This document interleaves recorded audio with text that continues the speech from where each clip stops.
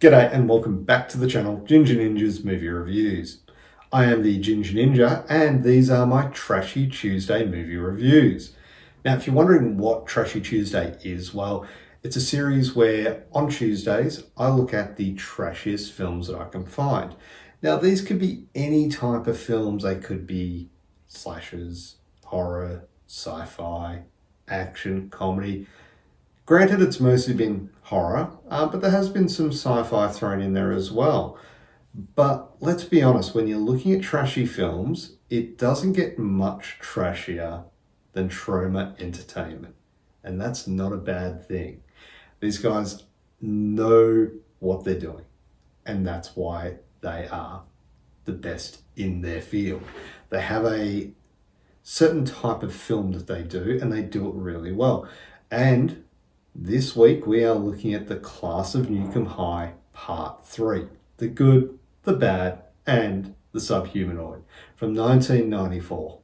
That was a good year. So anyway, look, before we dive into this film, I do want to say a big thank you to all my new and existing subscribers. Seriously, every week you're back, you comment, you like, you know, all I'm doing is talking about these films and it is truly appreciated, so thank you so much. Anyway, let's get into it. And I would say, you know, there could be spoilers ahead, but let's face it, it's a Troma film. Yeah, not much in the way of spoilers to be had. Anyway, it came out in 1994. You've had plenty of time to watch it. The film was directed by Eric Luzil. Hopefully I'm pronouncing that right. And the film stars Brickbronsky, Lisa Starr, Brickbronsky, Johntallman, Lisagaye, and yes, Brickbronsky. Now, the plot. And this film takes place after the events of Part 2, where Roger Smith's sons, Adlai and Dick, are born. One of them is suddenly kidnapped and taught to be evil, while Adlai is determined to follow the fiendish plot and save Tromaville. Now that is the direct plot from IMDb, and look, to be honest, it's pretty accurate. You know, that is what happens. You have Adlai and Dick, again played by Brickbronsky, hence why he has 3 parts in the film. So yeah, but look, yeah, I had to dive back into the Class of Nuke High series. Like after watching Class of Nuke High Part 2, it really reinvigorated my need to go back into this franchise. And Troma just do this. So Troma have really cultivated this niche audience. They have a distinctive blend of horror, comedy, and satirical social commentary. This film, however, is a bit of a mixed bag when it comes to that, and it kind of veers into territory that kind of may leave diehard fans, or diehard Troma fans, I should say, really struggling to get into this one. It's not that it's bad, but the first 10 minutes is recapping the end of the first movie with the destruction of the Tromaville Institute of Technology, that's it, by the giant dancing mutant squirrel Tromie. And look, I said this before, with massive expositions and retelling of the previous film, for me, because I am watching these films in quite quick succession, it kind of bores me a little. Yeah. But even after that, even after they've covered off that part, there's even more exposition and introducing our main characters for this installment.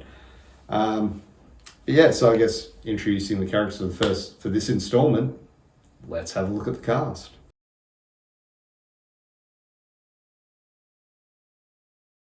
Okay, so as with most of these films, the film features a range of colourful characters that we've just come to expect from these films. Like, each one's more exaggerated than the last, and it does contribute to the film's campy and surreal atmosphere. The performances are intentionally quite hammy, which aligns perfectly with the film's tone. Now we have Brickbronsky reprising his role as Roger Smith, who is now the mayor of Tromaville, but also taking on the dual role as the twins, Adlai and Dick. And they are very stereotypical good and bad twins. You've got the good one with the blonde hair and the evil one with the black hair. It's kind of like the old Star Trek trope where they go into the mirror universe and the bad guys have beards. What does that say about me? Anyway, now, Brickbronsky's performance is over the top, and it captures the absurdity and humour that is inherent in playing two distinct yet comically similar characters. Professor Holt is back, and she's portrayed by lisagaye, and she again brings a signature blend of eccentricity and villainy to the role. In a previous film, she was verging on being, I wouldn't say a hero, but she was verging on being a good guy. This one, she goes back into villainary role. You've got Dr. Slag, PhD, Johntallman. Yeah. He's the main antagonist of the film, and he just chews the scenery up with great gusto. His portrayal is equal parts menacing and ludicrous.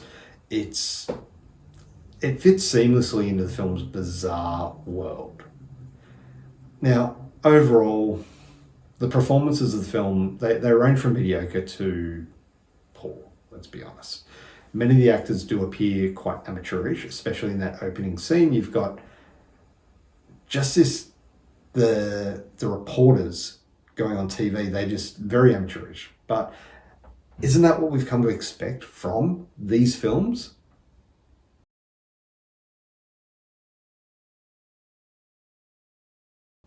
Moving on to the directing and the writing, so Eric Lazille's direction embraces Troma's signature aesthetic of exaggerated gore, outlandish characters, and a vibrant colour palette.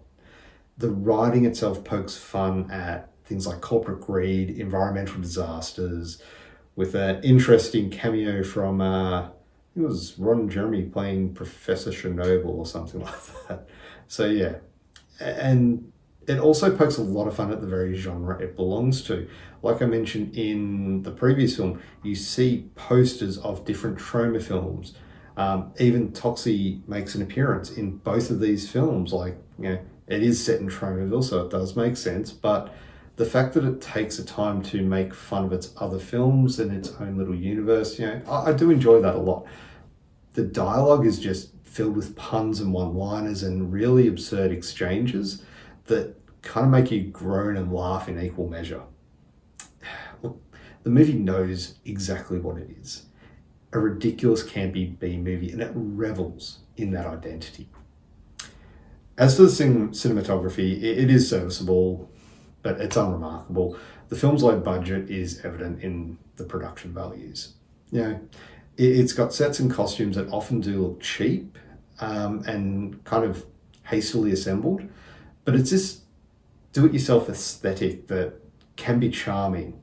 I mean, it can be charming to some, but it also reinforces the film's overall lack of polish.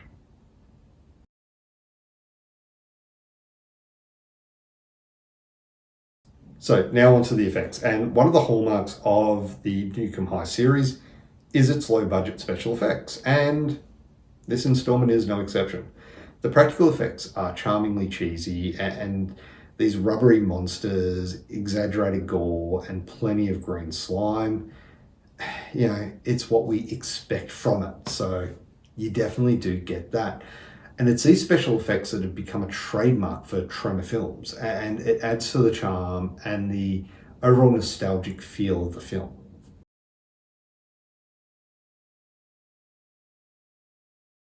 Now, as you know, rewatchability is a major contributor for any film that I watch, and this film feels like it has a relentless energy, which does help distract from the very thin plot, which we've seen before. It does help keep viewers engaged through the sheer spectacle of it all, and embodies both strengths and weaknesses of the studio's approach to filmmaking. It's that low budget, but also that DIY aesthetic combined that do kind of add to that appeal. The movie, it does revel in its own absurdity, but unfortunately it doesn't hit the same notes as the first two. It's not that it feels like we've seen it all before, but it just doesn't grab you as much as the first two. So it's unlikely I'll revisit this for some time.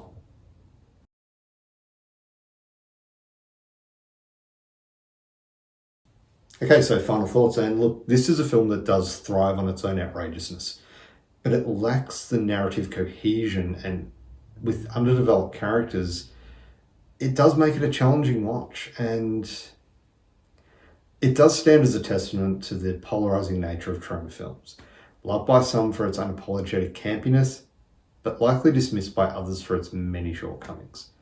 Which is unfortunate because given a chance, it is an enjoyable film. But like I said, it's definitely not one that I'll revisit, and it doesn't reach those same levels of fun and just cheesiness that the first two did. Overall, for a score, I would give Class of Nuke 'Em High Part 3, The Good, The Bad, and The Subhumanoid 5.5 out of 10. So there you have it, my review of Class of Nuke 'Em High Part 3. Get back next week because we'll be back with another Trashy Tuesday film. Maybe it'll be another Class of Nuke 'Em High film, maybe it won't be. You'll have to tune around to find, or tune in to find out. But anyway, before I do dribble on too much, thank you very much for watching. If you haven't already, hit that thumbs up button, be much appreciated. And of course, if you've made it this far through the video, subscribe to my channel for future content. And hit that notification bell so that way you're notified every time I do release a new review. Trashy Tuesdays, they're every week. We've also got Franchise Fridays. We're looking at the Hellraiser series. That's going to be a lot of fun. And of course, I do have my 60-second reviews, which I kind of sandwich them in between Tuesday and Friday. So check them out. I've also got a few live streams coming up, so make sure you stay tuned for them. They're going to be a whole lot of fun. A couple of watch-alongs planned, but still deciding on the movies. But I'll figure that out. Anyway, look, thank you very much for watching. Have a great day. Bye.